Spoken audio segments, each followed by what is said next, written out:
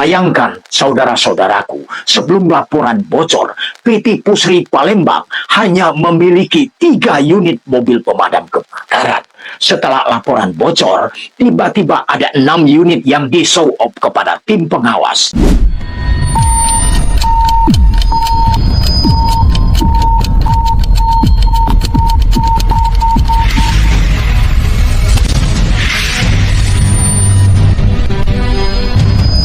Assalamualaikum warahmatullahi wabarakatuh. Salam sejahtera untuk kita semua. Namo Buddhaya, Om Swastiastu, salam kebajikan. Saudara-saudara setia Kalturo Official Podcast, kembali lagi bersama saya, Kalturo. Di episode kali ini, kita akan membahas kasus yang menghebohkan di Sumatera Selatan terkait pelanggaran berat Keselamatan dan Kesehatan Kerja atau K3 di PT Pupuk Sriwijaya, PT Pusri Palembang. Beberapa waktu lalu, tim investigasi Lembaga Bantuan dan Pengembangan Hukum Kosgoro atau LBPH Kosgoro melaporkan permasalahan serius ini ke Dinas Tenaga Kerja dan Transmigrasi atau Disnaker Trans Provinsi Sumatera Selatan. Namun, apa yang terjadi? Laporan pengaduan tersebut bocor. Sebelum tim pengawas dari Disnaker Trans Sumsel dapat melakukan inspeksi menyeluruh, informasi ini sudah terendus pihak PT Pusri Palembang.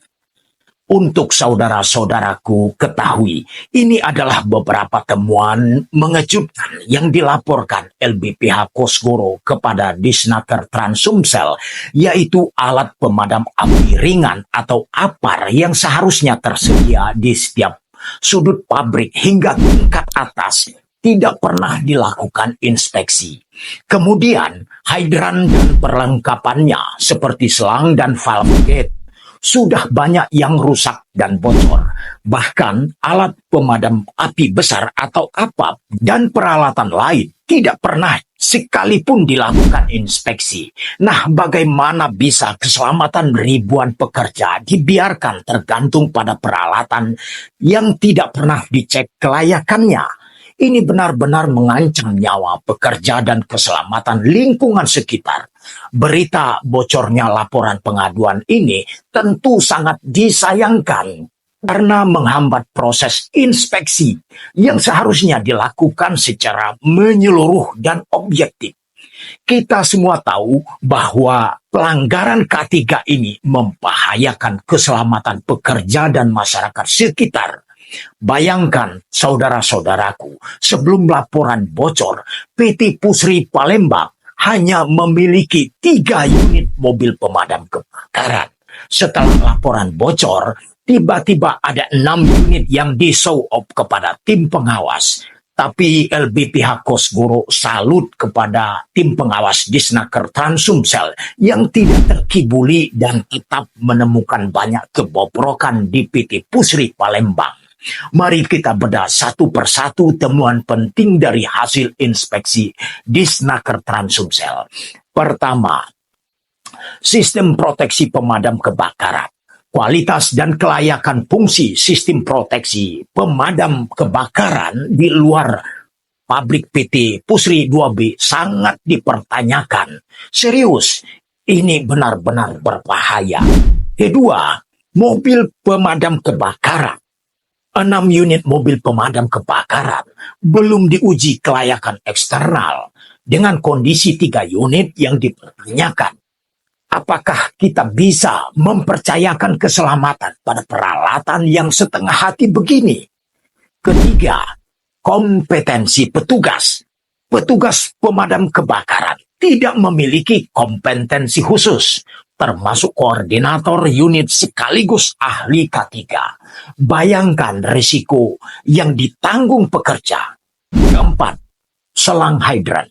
Banyak selang hidran yang tidak layak fungsi dan tidak terawat.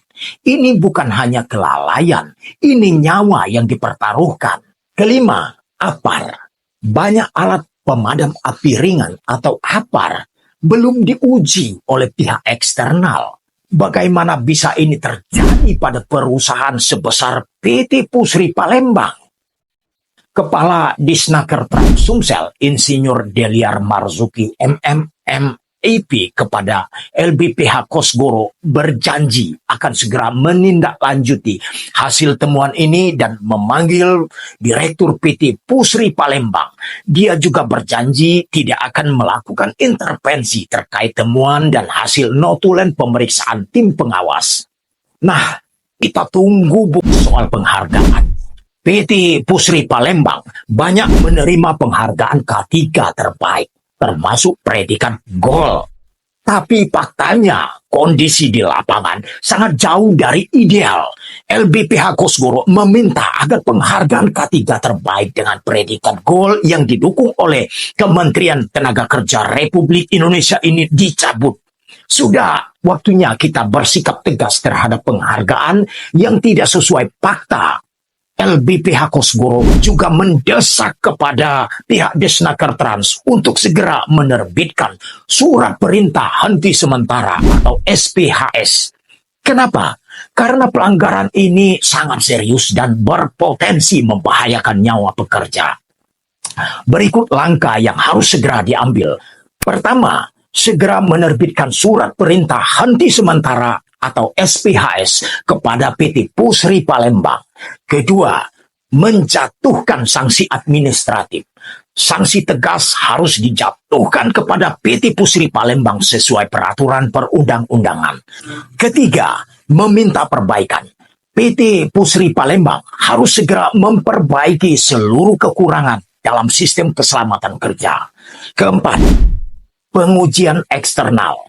PT Pusri Palembang harus menguji sistem proteksi pemadam kebakaran, APAR, APAP, dan hidran beserta selang-selang terkait kualitas dan kelayakan fungsinya. Kelima, uji kompetensi.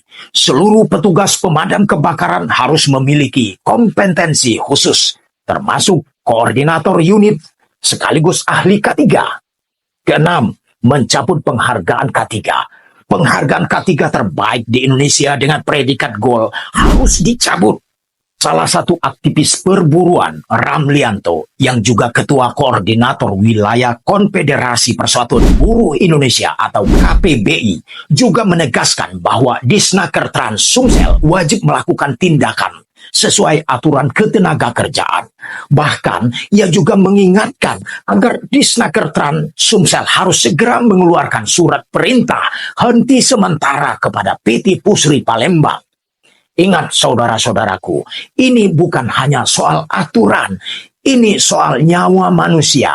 Kasus pelanggaran berat K3 di PT Pusri Palembang ini juga bukan hanya sekadar masalah teknis, melainkan sebuah bom waktu yang bisa meledak kapan saja, mengancam nyawa pekerja dan keselamatan masyarakat sekitar.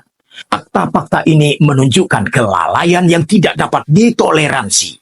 Lebih ironis lagi, PT Pusri Palembang justru mendapat penghargaan K3 terbaik dengan predikat Gold. Dari mana penilaian ini diambil?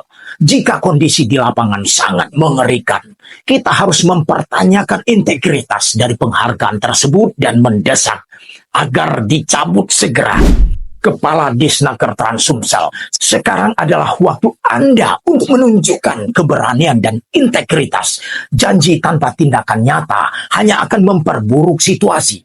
Kepala Disnaker Trans harus segera menerbitkan surat perintah henti sementara atau SPHS, menjatuhkan sanksi administratif, dan memastikan semua peralatan keselamatan diuji oleh pihak eksternal dan diperbaiki atau segera diganti baru.